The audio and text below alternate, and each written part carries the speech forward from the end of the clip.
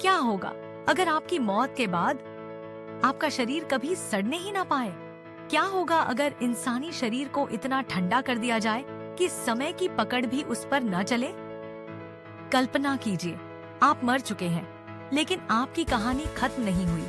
आपका शरीर एक स्पेशल टैंक में है, जहां तापमान 196 डिग्री सी है, और इंतजार हो रहा है उस दिन का जब साइंस फिर से आपको जिंदा कर सके। ये कोई हॉलीवुड मूवी नहीं है, ये है क्रायोनिक्स, एक ऐसी तकनीक जो कहती है मौत आखिरी पड़ाव नहीं, सिर्फ एक पॉज बटन है। क्या वाकई इंसानी शरीर को फ्रीज करके भविष्य में जिंदा किया जा सकता है? क्या अमरता अब सिर्फ कल्पना नहीं, बल्कि एक संभावित विज्ञान है? आइए दोस्तों, था ज्ञान के इस रहस्यमय और दिमाग हिला देने वाले सफर में हम ढूंढते हैं क्रायोनिक्स के पीछे छिपे विज्ञान, सपनों और सच्चाई को।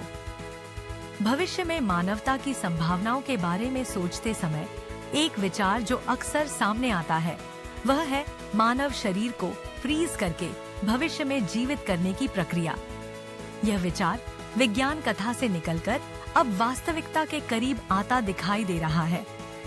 इस प्रक्रिया को क्रायोनिक्स कहा जाता है, जिसमें मानव शरीर को अत्यधिक कम तापमान पर रखकर कोशिकाओं को संरक्षित किया जाता है। यह विचार विज्ञान, नैतिकता और भविष्य की संभावनाओं का एक जटिल ताना बाना प्रस्तुत करता है। क्रायोनिक्स की प्रक्रिया का सबसे पहला चरण है जब किसी व्यक्ति की मृत्यु हो जाती है। उसके बाद तुरंत उसके शरीर को ठंडा किया जाता है। यह ठंडा करने की प्रक्रिया इतनी महत्वपूर्ण होती है क्योंकि शरीर के तापमान को जल्दी कम करने से कोशिकाओं में होने वाली क्षति को रोका जा सकता है। इसके बाद शरीर को तरल नाइट्रोजन में रखा जाता है, जो इसे 106 डिग्री सेल्सियस तक ठंडा करता है। इस स्थिति में कोशिकाएं और उत्क्रांतियां स्थिर हो जाती हैं, जिससे वे समय के साथ खराब नहीं होती। वैज्ञानिक दृष्टिकोण से देखें तो क्रायोनिक्स में कई तकनीकी चुनौतियां हैं।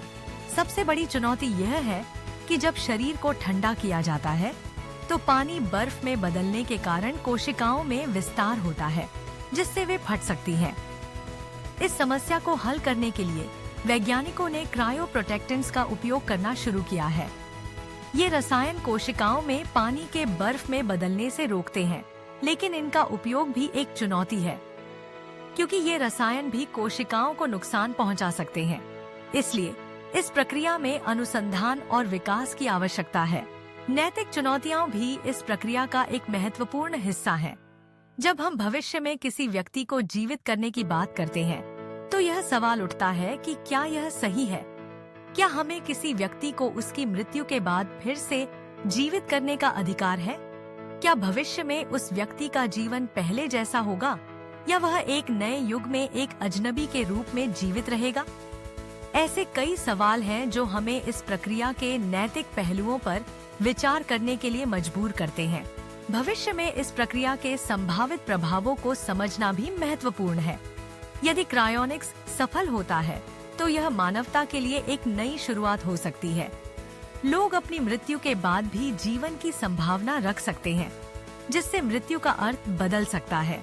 हालांकि इसका एक नकारात्मक पहलू भी है। यदि केवल कुछ लोग इस प्रक्रिया का लाभ उठा पाते हैं, तो इससे समाज में असमानता बढ़ सकती है। क्या अमीर लोग हमेशा जीवित रहेंगे, जबकि गरीबों को इस प्रक्रिया का लाभ नहीं मिलेगा? यह सवाल हमें एक नई सामाजिक संरचना के बारे में सोचने पर मजबूर करता है। इसके अलावा एक और महत्वपूर्ण पहलू यह है कि क्या भविष्य में जीवित होने वाले लोग अपने समय के साथ तालमेल बिठा पाएंगे? क्या वे उस तकनीकी और सांस्कृतिक बदलाव को समझ पाएंगे जो उनके फ्रीज होने के बाद हुआ है? क्या वे नए समाज में अपने लिए एक स्थान बना पाएंगे? यह भी एक महत्वपूर्ण प्रश्न है, क्योंकि समय के साथ मानवता की सोच और जीवन शैली में बदलाव आता है। क्रायोनिक्स की प्रक्रिया केवल एक वैज्ञानिक प्रयोग नहीं है, बल्कि यह मानवता के अस्तित्व के बारे में गहरे सवाल उठाती है। क्या हम अपने जीवन को अनंत बनाने की कोशिश कर रहे हैं, या हम जीवन के प्राकृतिक चक्र का उल्लंघन कर रहे हैं? क्या हम अपनी पहचान को खो देंगे, या हम एक नई पहचान के साथ उभरेंगे? इसके अलावा यह भी विचार करने योग्य है कि क्या हमें इस प्रक्रिया को अपनाना चाहिए या नहीं। क्या यह हमारे लिए एक अवसर है या यह एक जोखिम है? क्या हमें अपने जीवन को अनिश्चितता के हवाले करना चाहिए या हमें अपने जीवन के अंत को स्वीकार करना चाहिए? ये सवाल न केवल वैज्ञानिकों के लिए बल्कि समाज के हर व्यक्ति के लिए महत्वपूर्ण है। यदि हम क्रायोनिक्स की प्रक्रिया को अपनाते हैं तो हमें यह भी सोचने की आवश्यकता है कि इससे मानवता पर क्या प्रभाव पड़ेगा। क्या हम एक नई मानवता की ओर बढ़ेंगे या यह प्रक्रिया हमें और अधिक जटिलताओं में डाल देगी? क्या हम अपनी मानवता को बनाए रख पाएंगे या हम एक मशीन की तरह व्यवहार करने लगेंगे? इस प्रक्रिया के संभावित परिणामों पर विचार करते हुए यह स्पष्ट है कि क्रायोनिक्स एक जटिल और विवादास्पद विषय है। यह न केवल विज्ञान और तकनीक के लिए बल्कि मानवता के भविष्य के लिए भी एक महत्वपूर्ण प्रश्न है। हमें इस प्रक्रिया के सभी पहलुओं पर विचार करने की आवश्यकता है ताकि हम समझ सकें कि यह हमारे लिए क्या मायने रखता है। तो क्या हम एक दिन मरने के बाद भी दोबारा जिंदा हो पाएंगे? क्या क्रायोनिक्स वाकई इंसान को मौत से बाहर निकाल सकता है या ये सिर्फ एक महंगा सपना है? शायद आज हमारे पास सारे जवाब नहीं हैं, लेकिन विज्ञान का इतिहास यही कहता है, जो आज असंभव लगता है वही कल की हकीकत बनता है।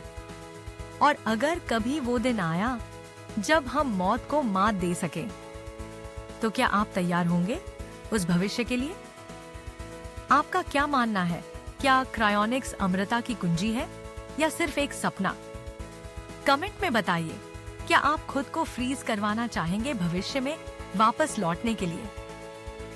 अगर आपको ये वीडियो पसंद आया तो लाइक जरूर करें, तक ज्ञान को सब्सक्राइब करें और बेल आइकन दबाना न भूलें, क्योंकि हम लाते हैं हर हफ्ते ऐसे ही दिमाग को झकझोर देने वाले साइंस के रहस्य। मिलते हैं अगले वीडियो में एक और रहस्य के साथ। तब तक के लिए सोचिए, समझिए और त्याग ज्ञान के साथ जुड़े रहिए।